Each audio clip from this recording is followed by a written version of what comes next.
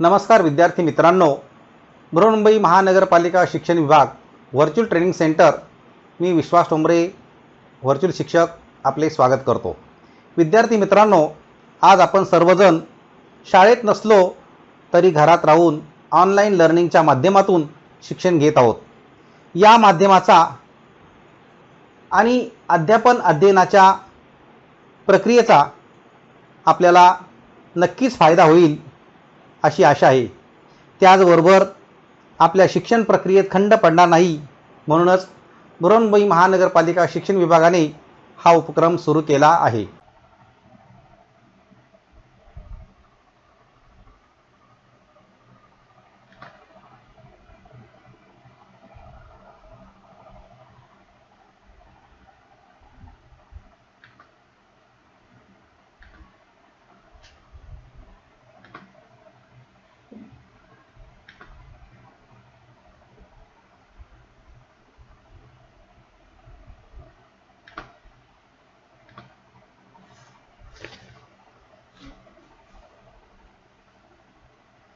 इयत्ता 10वी आपला विषय आहे भूगोल। यामध्ये आपण मानवी वस्ती या भागाची माहिती घेत आहोत। मानवी वस्ती या पाठावर आपण भाग 1 मध्ये ज्या भारतातील वस्त्या आहेत त्या वस्त्यांचे प्रकार, तशी केंद्रित वस्ती, विखुरलेली वस्ती, त्याचबरोबर ब्राझीलच्या संदर्भामध्ये सुद्धा ज्या काही वस्त्या आहेत त्या ठिकाणचं जे काही हवामान आहे या भागाचा आपण मागच्या भाग क्रमांक 1 मध्ये अभ्यास केलेला आहे। आता आपण मानवी वस्ती या प्रकरणाचा भाग क्रमांक 2 अभ्यासत आहोत। भाग क्रमांक 2 यामध्ये भारत आणि ब्राझील यांचा तुलनात्मक अभ्यास आपण नागरिकीकरणाच्या संदर्भामध्ये करणार आहोत।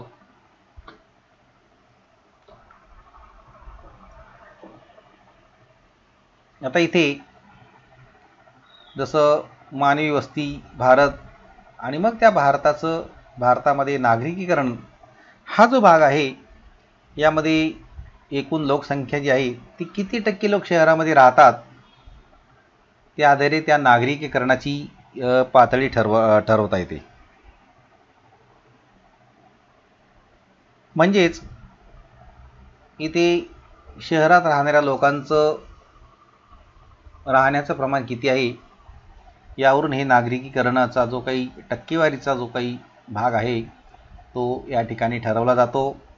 तसं इथे एक आलेख दाखवलेला आहे आणि त्यामध्ये जसं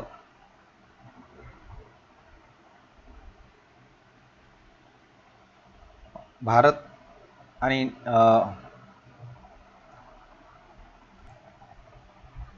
तर या ठिकाणी हा आलेख दाखवलेला आहे आणि त्या आलेखामध्ये भारताचा नागरिकीकरणाचा कल इथे दाखवला गेलेला आहे। या आलेखामध्ये जसे 1961, 1971, 1981, 1991, 2001 आणि 2011 ही झाली वर्ष आणि या ठिकाणी नागरिकीकरणाचा जो भाग आहे 0, 5, 10, 15, 20, 25, 30, 35 टक्केवारी दिलेली आहे। 1961 मधली जर टक्केवारी पाहिली आपण, त्या ठिकाणी नागरिकीकरणाची 18% होती।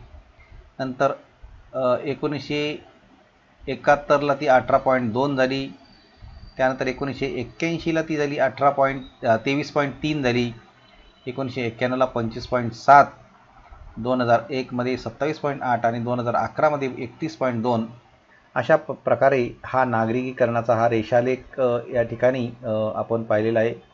म्हणजे हा जो ग्राफ आहे हा ग्राफ या ठिकाणी आपण पाहिलेला आहे आलेख। आता हे जे नागरिकीकरण आहेत या नागरिकीकरणाच्या संदर्भामध्ये जसं 1961 साली किती टक्के नागरिकीकरण झाले? आता 1961 साला जर पाहिलं तर आपण 18% हे त्याचं उत्तर आहे, 18%. कोणत्या दशकात नागरिकीकरण सर्वाधिक होते? त्याचं उत्तर आहे जसं 2001 ते 2011 हे जे दशक आहे यामध्ये नागरिकीकरणाचा वेग जास्त होता. तर पुढच्या कोणत्या दशकात नागरिकीकरणाची वाढ अतिशय कमी होती? तर 1961 ते 1971 या कालावधीमध्ये नागरिकीकरणाची वाढ कमी होती, म्हणजे 18% आणि 18.2, म्हणजे हे खूपच कमी प्रमाण होतं. आता रेषालेखाचा जो कल जर आपण पाहिला तर भारतातील नागरिकीकरणाबाबत तुम्ही कोणता निष्कर्ष काढाल? तर यामध्ये आपण असं सांगू शकतो की 1961 पासून ते प्रत्येक 10 वर्षामध्ये नागरिकीकरणामध्ये सतत वाढच होत गेलेली आहे. तर आता ती 2011 या वर्षापर्यंत ही वाढ मोठ्या प्रमाणात झालेली आपल्याला दिसून येईल. म्हणजे एकंदरीत शहरात राहणाऱ्यांचं जे काही प्रमाण आहे हे प्रमाण आता वाढत गेलेलं आहे. हे आपण हा जो नागरिकीकरणाचा आलेख आहे यावरून आपण समजू शकतो. अशा प्रकारचा आपण निष्कर्षसुद्धा त्यामध्ये काढू शकतो. म्हणजे एकंदरीत भारताचं नागरिकीकरण हे सातत्याने वाढत आहे हे आपण समजू शकतो. त्याचबरोबर हे जे नागरिकीकरण आहे या नागरिकीकरणामध्ये जसं आलेख आहे त्या आलेख आपण पाहिला तर असं सांगितलं की भारतातलं नागरिकीकरणाचा कल 2011 साली 31.2% होता आणि तो विकसित देशांच्या तुलनेत फारच कमी होता. आणि असं असलं तरी देशातील नागरी लोकसंख्येमध्ये मात्र वाढ होत आहे. नागरिकीकरणासाठी उदयास आलेली नवीन शहरं, त्यांचा विस्तार, वाढता विस्तार, त्या शहराबाबतचे नियोजन इत्यादी ज्या बाबी आहेत त्या फार महत्त्वाच्या बाबी आहेत. दक्षिणेकडे नागरिकीकरण जास्त होत आहे आणि गोवा हे सर्वाधिक नागरिकीकरणाचं एक राज्य आहे की ज्या ठिकाणी 62% लोकसंख्या ही शहरी भागात राहते. दिल्ली हे केंद्रशासित प्रदेश आहे, त्या ठिकाणी नागरिकीकरण मोठ्या प्रमाणात झालेलं आहे. 80% लोक हे शहरामध्ये राहतात. त्याचबरोबर तामिळनाडू आहे, महाराष्ट्र आहे, गुजरात आहे, केरळ आहे, या ठिकाणी सुद्धा नागरिकीकरण मोठ्या प्रमाणात आहे. मग आता नागरिकीकरण कमी कोणत्या ठिकाणी आहे? तर जसं हिमाचल प्रदेश, जम्मू काश्मीर, उत्तराखंड, बिहार, राजस्थान या ठिकाणी नागरिकीकरण हे आपल्याला कमी दिसून येते.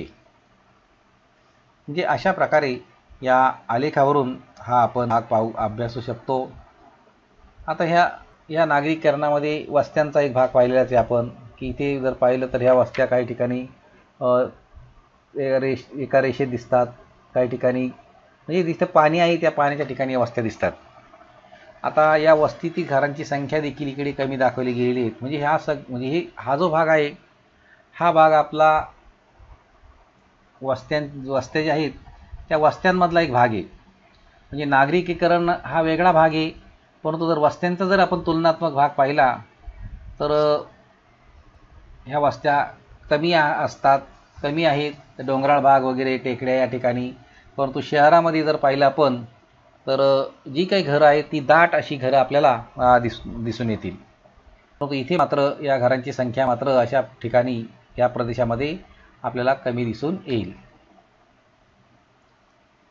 आता ह्या ज्या वस्त्या आहेत इथे केंद्रित वस्ती जशी दाखवली की एकत्र जवळजवळ झालेली घरं आहेत आणि या वस्तीमध्ये अनेक प्रकारच्या सुविधा उपलब्ध आहेत. म्हणजे नागरिकीकरणामध्ये हा भाग आपल्याला या ठिकाणी येतोच की नागरिकीकरणामध्ये म्हणजे इथे वस्त्या ह्या दाट असतात आणि त्या ठिकाणी सुविधासुद्धा उपलब्ध असतात. त्याचबरोबर ज्या वस्त्या विखुरलेल्या असतात त्या ठिकाणी मात्र सुविधाही कमी असतात, कारण तो भाग शहराचा नसतो, तो भाग खेड्यागावाचा असतो, खेड्याचा असतो. आणि अशा ठिकाणी या वस्त्या विखुरलेल्या असतात, त्यांना सुविधासुद्धा उपलब्ध लवकर होत नाहीत. आणि वाळवंटी जर प्रदेश असेल तर या वाळवंटी प्रदेशामध्ये मात्र इथेही तीच परिस्थिती असते, कोणत्याही प्रकारच्या सुविधा उपलब्ध होत नाही. म्हणजे इथे नागरिकीकरण आहे, ही नागरिकीकरण हा जो भागच येत नाही आहे, कारण इथे कोणत्याही प्रकारे म्हणजे शहरं नाही आहेत. हा सुद्धा एक वाळवंटाचा भाग इथे दाखवला गेलेला आहे. त्यानंतर हिमालयाचा एक भाग आहे की ज्या ठिकाणी हिमालयामध्ये सुद्धा नागरिकीकरण हे अगदी कमी झालेलं आहे, कारण इथे वस्त्याच दिसत नाही आहेत. त्याचबरोबर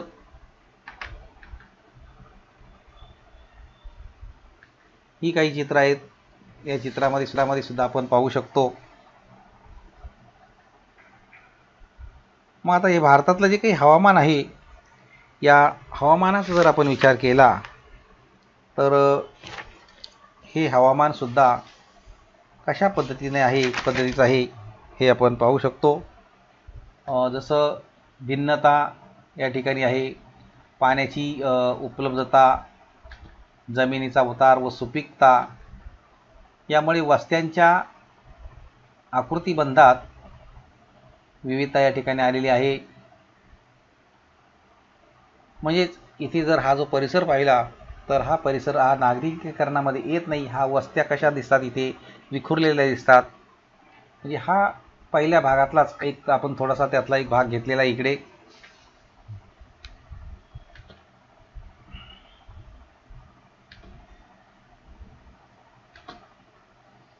आता उत्तर भारतीय मैदानी प्रदेश आहे, नंतर इकडे पूर्व किनारपट्टी आहे, नर्मदेचं खोरं आहे, विंध्य पठार आहे, आणि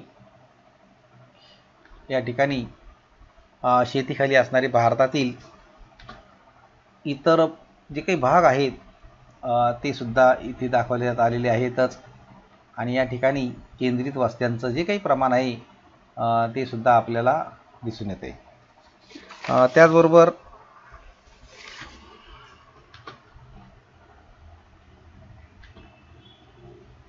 यामध्ये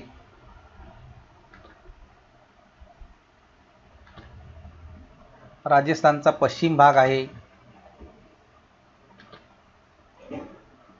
दक्षिण भाग हिमालयाचा त्या ठिकाणी उतार, नंतर विखंडित भाग, उंच सखल भाग, मध्य भारत वनाच्छादित भाग. या ठिकाणी मानवी वस्त्या या विरळ आहेत हे आपण समजू शकतो. म्हणजे इकडे नागरिकीकरणाचा हा प्रश्न आलेला नाही.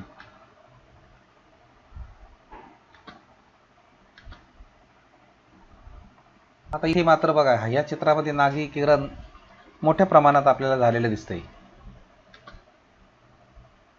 पण ह्या चित्रामध्ये वस्त्या मात्र विखुरलेल्या आपल्याला दिसून येत आहेत.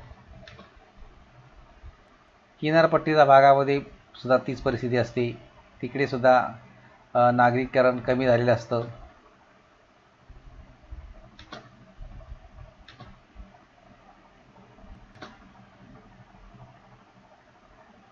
विंध्य सातपुडा ही काही चित्र तुमच्या माहितीसाठी वस्त्यांची आहे ती दाखवली जात आहेत. हिमालयाचा भाग इथे दाखवला गेलेला आहे या चित्रामध्ये, उतार त्याची ही चित्र आहेत. कारण इकडे नागरिकीकरणाचा काही प्रश्न नाही आहे. मध्य भारतातली वनाच्छादित भाग आहेत, ही चित्र आपण पाहू शकता. राजस्थानचा पश्चिम आणि दक्षिण भाग आहे.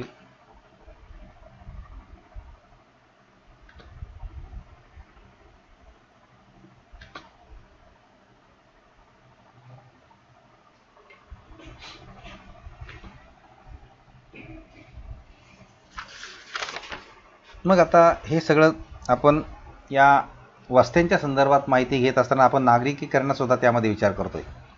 आता इथे जसं भारतीय उपखंडाला खूप प्राचीन इतिहास आहे, या प्रदेशातील लोक अनेक पिढ्यापासून नदी किनारी, पठारावर आणि डोंगरावर देखील नांदत आहेत. इंद्रप्रस्थ, दिल्ली, मिथिला, वाराणसी, हडप्पा, मोहनजोदडो, उज्जैन, प्रतिष्ठान, पैठण या त्या काळातील नागरी वस्त्या होत्या. यावरून भारताला नागरीकरणाची मोठी परंपरा आहे हे आपल्याला समजते. म्हणजे नागरीकरणाचा एक भाग इथे पूर्वीच्या काळापासून आलेला आहे याची सुद्धा माहिती आपल्याला या ठिकाणी देण्यात आलेली आहे. मग आता या नागरिकीकरणासाठी इथे जर आपण विचार केला तर भारताच्या नागरिकीकरणासाठी जसं असा एक भाग आहे, प्रश्न येतो इथे की भारतामध्ये नागरिकीकरण का वाढतंय, भारतामध्ये नागरिकीकरणामध्ये वाढ का झाली आहे. तर जसं शेतीतील प्रगती, उद्योगधंद्यांचा विकास, शिक्षणाचा प्रसार, वाहतुकीच्या सुविधांचा विकास, शैक्षणिक सुविधांची उपलब्धता या सर्व कारणामुळे भारतामध्ये नवीन नवीन शहरं ही उदयाला आलेली आहेत. आणि या शहरामध्ये रोजगाराच्या ज्या काही संधी आहेत त्या मोठ्या प्रमाणामध्ये उपलब्ध होत आहेत. शिवाय या शहरामध्ये भारताच्या विविध भागातून लोक स्थलांतरित होऊन स्थायिक होत आहेत आणि त्यामुळे भारताचं नागरिकीकरण हे वाढत आहे हे आपल्याला इथे समजते. आणखी यामध्ये असं सांगितलं की जसं मागाशी सांगितलं दिल्ली वगैरे ही भाग घेतला होता. उत्तर भारतामध्ये अन्य राज्यापेक्षा दिल्ली आणि चंदीगडमध्ये नागरिकीकरण का जास्त होत आहे याचा जर आपण विचार केला तर उत्तर भारतात अनेक राज्यामध्ये हिमालयाचा पर्वतीय भाग आहे. त्यामुळे त्या ठिकाणी शेती आणि इतर उद्योगांचा विकास पुरेशा प्रमाणात झालेला आपल्याला आढळून येत नाही आहे. परंतु उत्तर भारतात अनेक राज्यामध्ये नागरिकीकरणाचा वेगही त्यामुळे कमी होतो ह्या सर्व ह्या कारणामुळे. याच्या उलट परिस्थिती काय झालेली आहे, दिल्ली आणि चंदीगड ही जी शहरं आहेत ही मैदानी भागात आहेत. दिल्ली ही भारताची राजधानी आहे आणि चंदीगड पंजाब आणि हरियाणा या राज्याची राजधानी आहे. दिल्ली आणि चंदीगड या दोन्ही शहरात अनेक प्रशासकीय कार्यालय आहेत, विविध उद्योगधंदे आहेत, बँका आहेत, इतर सोयी सुविधा उपलब्ध झालेल्या आहेत आणि त्यामुळे उत्तर भारतात अन्य राज्यापेक्षा दिल्ली आणि चंदीगड या ठिकाणी नागरिकीकरणाचं जे काही प्रमाण आहे ते जास्त आपल्याला आढळून येतं. तर अशा रीतीने हा एक नागरिकीकरणाचा एक भाग या ठिकाणी आपण पाहिलेला आहे भारताच्या संदर्भातला. आता भारताच्या संदर्भामध्ये नागरिकीकरणाचं जे काही प्रमाण आहे हे तर वाढतच गेलेलं आहे. मग आता आपण इथे जर पाहिलं तर या तक्त्याचा जर विचार केला तर इथे बघा जसं इथे तुम्ही आपण स्वतः सूची करू शकतो की या तक्त्यातील माहितीच्या आधारे शहरी लोकसंख्येची टक्केवारी दर्शवणारा क्षेत्रगणी नकाशा सूचीसह तयार करा आणि टिप लिहा असा एक भाग आहे. एका ठिकाणी नागरी लोकसंख्या आणि टक्केवारी दिलेली आहे. नंतर राज्य आणि केंद्रशासित प्रदेश दिलेले आहेत. जसं 0 ते 20 लोकांची टक्केवारीमध्ये कोणकोणते प्रदेश आहेत, हिमाचल प्रदेश, बिहार, आसाम, ओडिसा. 21 ते 40 यामध्ये मेघालय, उत्तर प्रदेश, अरुणाचल प्रदेश, छत्तीसगड, झारखंड, राजस्थान, सिक्कीम, त्रिपुरा, जम्मू आणि काश्मीर, नागालँड, मणिपूर, उत्तराखंड, पश्चिम बंगाल, आंध्र प्रदेश, हरियाणा, अंदमान आणि निकोबार बेटं, पंजाब आणि कर्नाटक आणि मध्य प्रदेश. त्यानंतर गुजरात, महाराष्ट्र, दादरा आणि नगर हवेली, केरळ, तामिळनाडू आणि मिझोराम. 41 ते 60 एवढी टक्केवारी या ठिकाणी आहे. आणि 61 ते 80 ची टक्केवारी बघ जर पाहिली तर गोवा, पुदुच्चेरी, दमण आणि दीव, लक्षद्वीप या ठिकाणी 61 ते 80% लोक या ठिकाणची टक्केवारी दिलेली नागरी लोकसंख्येची. त्याचबरोबर 81 ते 100 यामध्ये बघा चंदीगड, राष्ट्रीय राजधानी क्षेत्र दिल्ली NCT. तर अशा प्रकारे या नागरिकीकरणाचा भाग आणि केंद्र, राज्य आणि केंद्रशासित प्रदेश दिलेले आहेत. आता इथे एक क्षेत्रगणी नकाशा जो असतो तो आपण तयार करू शकतो. यावरून या टक्केवारीवरून आणि जसं आपला जो काही भारताचा नकाशा आहे तो नकाशा आपण काढू शकतो आणि त्या नकाशामध्ये रंगाने एक टक्केवारी दाखवू शकतो, त्याची सूची आपण तयार करू शकतो. हा भाग आपल्याला करता येईल. भारताच्या नकाशामध्ये नकाशाचा आउटलेट घ्या आणि त्यामध्ये ही जे राज्य आहेत ते राज्य लिहा. त्या राज्यामध्ये तुम्ही 0 ते 20 मग असं त्याला एक वेगळ्या प्रकारचा रंग देऊ शकता. आणि नंतर 21 ते 40 मग ही कोणती राज्ये आहेत त्यांना वेगळ्या प्रकारचा रंग देऊ शकतो. 61 ते 60 यामध्ये कोणती राज्ये येतात त्यांना वेगळ्या प्रकारचा रंग द्या. 61 ते 80मध्ये कोणती राज्य येतात त्याला वेगळ्या प्रकारचा रंग द्या, आणि 81 ते 100 कोणती राज्य आहेत त्यांनाही वेगळ्या प्रकारचा रंग देऊन आपण त्याची सूची तयार करू शकतो. आणि अशा प्रकारे आपण तो क्षेत्रफळी नकाशा हा काढू शकतो.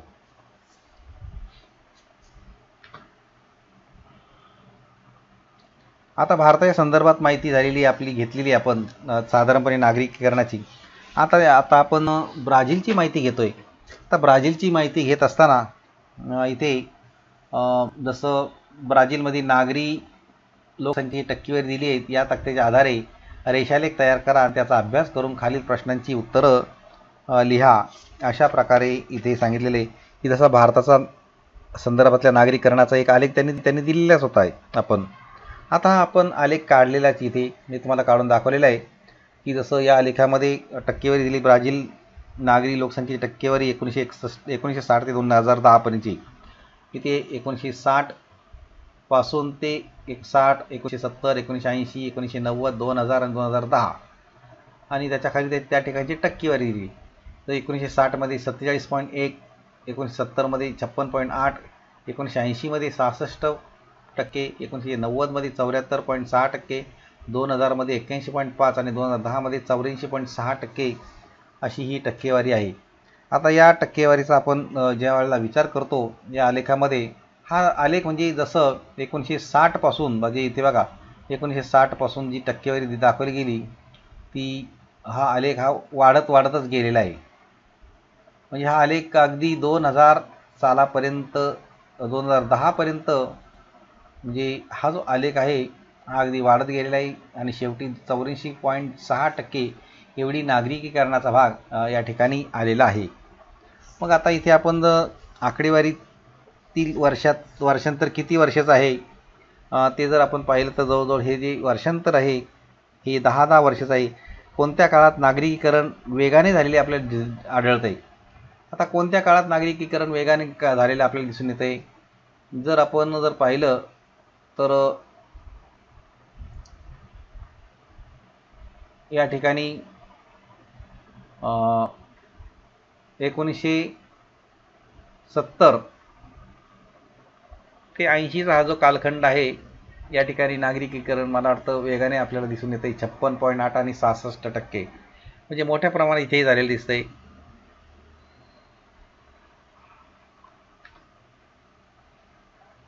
1960 ते 1970 या काळात नागरिकीकरण मोठ्या प्रमाणात झालेलं दिसून येत आहे.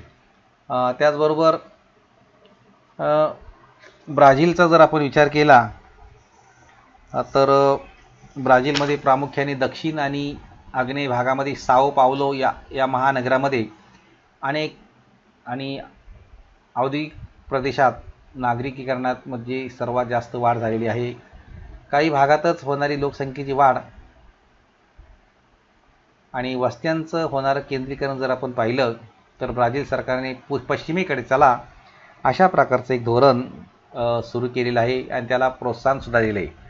त्यामुळे काही भागातच होणारं जे नागरीकरण आहे ते कमी होऊन लोकसंख्येचं विकेंद्रीकरण होईल आणि देशातील लोकसंख्या वितरणातील असमतोल कमी होईल. अशा प्रकारचा युक्तिवाद हा ब्राझील सरकारने केलेला आहे.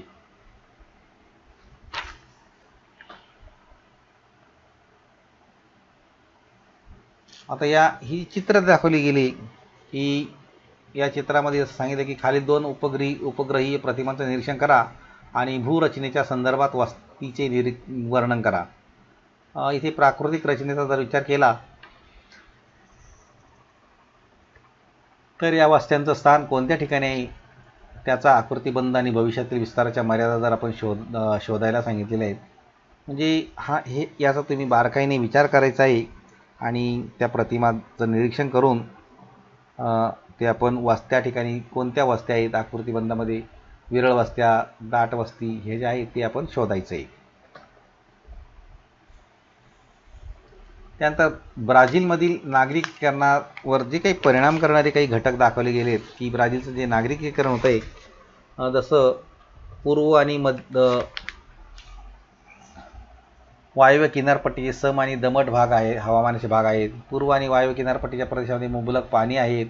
पूर्व आणि वायव्य किनारपट्टी भागामध्ये शेतीपूरक जमीन आहे, साओ पावलो या ठिकाणी खनिजे मुबलक प्रमाणात आहेत, वाहतूक सुविधा आहेत आणि अखंडित अशा प्रकारे ऊर्जासुद्धा आहेत आणि म्हणून त्या ठिकाणी नागरिकीकरण हे मोठ्या प्रमाणात होत आहेत.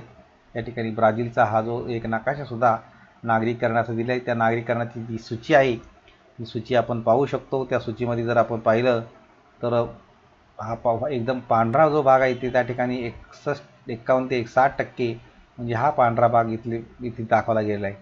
तर 91 ते 100%चा जो गुलाबी जो भाग आहे एकदम डार्क, तो 91 ते 100% म्हणजे हे या सूचीवरून आपल्याला नागरिकीकरणाचं जे काही प्रमाण आहे हे प्रमाण समजू शकतो.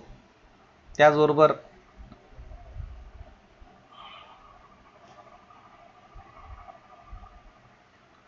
इथे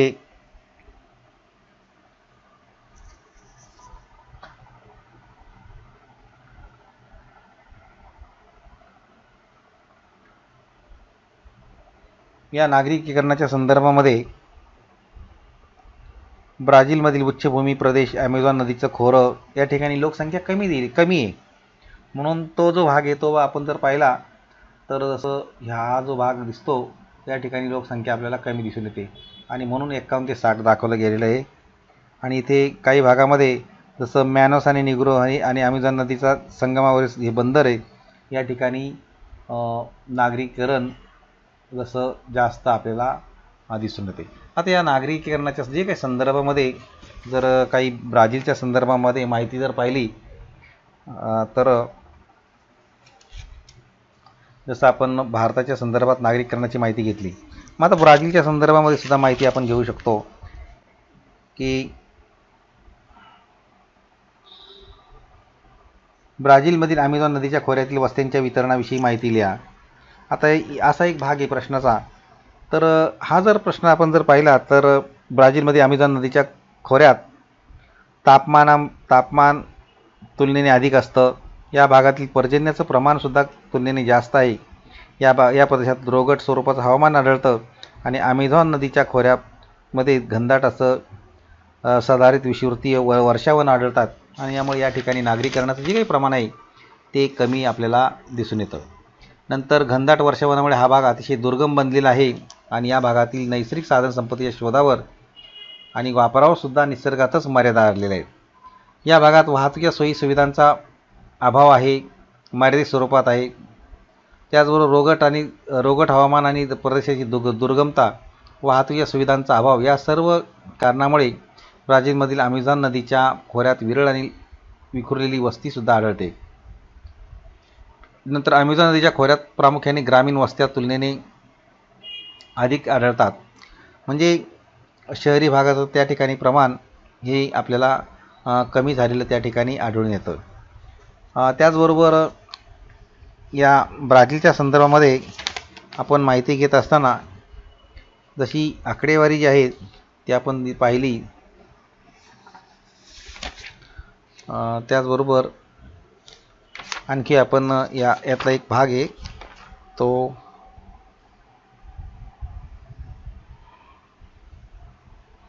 आता दोन देशातली आपण तुलना जर पाहिली, जसं भारत आणि ब्राझील या दोन देशातील लोकवस्तीची रचना, नागरी आणि ग्रामीण लोकवस्ती, त्याचबरोबर नागरीकरण यांचा एक संबंध यावर एक परिच्छेद लिहायचा आहे. हा जो प्रश्न आहे या प्रश्नाचा जर आपण विचार केला तर ब्राझीलमधील लोकवस्तीची रचना प्रामुख्याने विखुरलेली आणि केंद्रित स्वरूपाची आढळते. याच्या उलट भारतात लोकवस्तीची रचना केंद्रित, रेषाकृती आणि विखुरलेली आणि ताराकृती आढळते.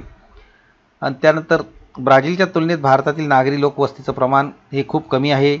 2010 साली ब्राझीलमध्ये नागरी लोकसंख्येची टक्केवारी ही 84.6% होती.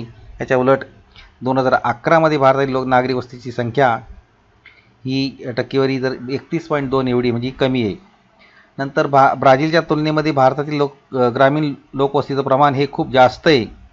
2010 साली ब्राझीलमध्ये ग्रामीण लोकसंख्येची टक्केवारी केवळ 15.4% एवढीच होती. याच्या उलट 2011 भारतातील ग्रामीण लोकसंख्येची टक्केवारी 68.8% होती. आणि त्याचबरोबर ब्राझील देशात बहुतांश भागामध्ये नागरीकरण झाल्याचं आढळून येतं. याच्या उलट भारतामध्ये मर्यादित प्रमाणामध्ये नागरीकरण झाल्याचं आपल्याला आढळून येतं. तर अशा प्रकारे भारत आणि ब्राझील या दोन देशातल्या नागरीकरणाचा जर आपण तुलनात्मक अभ्यास केला तर अशा प्रकारे काही माहितीसुद्धा आपल्याला सांगता येईल. आता इथे अचूक पर्याय काही प्रश्न आहे असा बघा. अचूक पर्याय समोरील चौकटीमध्ये अशा प्रकारची खूण करा. येथील वस्त्यांचे केंद्रीकरण खालील प्रमुख बाबीशी निगडीत असतं. समुद्र सानिध्य, मैदानी प्रदेश, पाण्याची उपलब्धता आणि हवामान. तर इथे आपल्याला पाण्याची उपलब्धता हे उत्तर देता येईल. ब्राझीलच्या आग्नेय भागात प्रामुख्याने कोणत्या प्रकारची वस्ती आहे? केंद्रित, रेषाकृती, विखुरलेली, ताराकृती. तर केंद्रित आहे. भारतामधील विखुरलेल्या वस्त्यांचा प्रकार कुठे आढळतो? नदीकाठी, वाहतूक मार्गाच्या लगत, डोंगराळ भागात आणि औद्योगिक क्षेत्रात. कोणत्या ठिकाणी आहे? तर डोंगराळ भागात. नंतर नर्मदा नदीच्या खोऱ्यात केंद्रित वस्ती आढळते. वनाच्छादन, शेतीयोग्य जमीन, उंच सखल जमीन, उद्योगधंदे. त्याचा अचूक उत्तर आहे शेतीयोग्य जमीन. ब्राझीलमध्ये कमी नागरीकरण असणारे राज्य कोणते? पारा, आमापा, एस्पिरितो सांता आणि पॅराना. तर त्यापैकी पारा. तर अशा प्रकारे हे पर्याय सुद्धा आपल्याला सांगता येतील. आपण ते लिहू शकता. आता काही प्रश्न तुम्हाला दिलेले आहेत. जसं ब्राझील उच्चभूमीची वैशिष्ट्ये कोणती? 1961 मध्ये भारत आणि ब्राझील या देशात मानवी वस्तीच्या आलेखामध्ये काय दिसून येते? भारताचे सर्वात कमी नागरीकरणाचे वर्ष कोणते? ब्राझीलचे सर्वात जास्त नागरीकरणाचे वर्ष कोणते? ब्राझीलमधील औद्योगिक क्षेत्र या घटकाची बरीचशी माहिती देण्याचा प्रयत्न करण्यात आलेला आहे. आपणही या घटकाचे व पाठाचे वाचन करायचे आहे आणि पाठ्यपुस्तकात दिलेले जे प्रश्न आहेत त्या प्रश्नांची उत्तरं सोडवायची आहेत. त्याचबरोबर आपल्याला मी काही प्रश्नसुद्धा दिलेले आहेत. ते प्रश्नसुद्धा आपण सोडवायचे आहेत.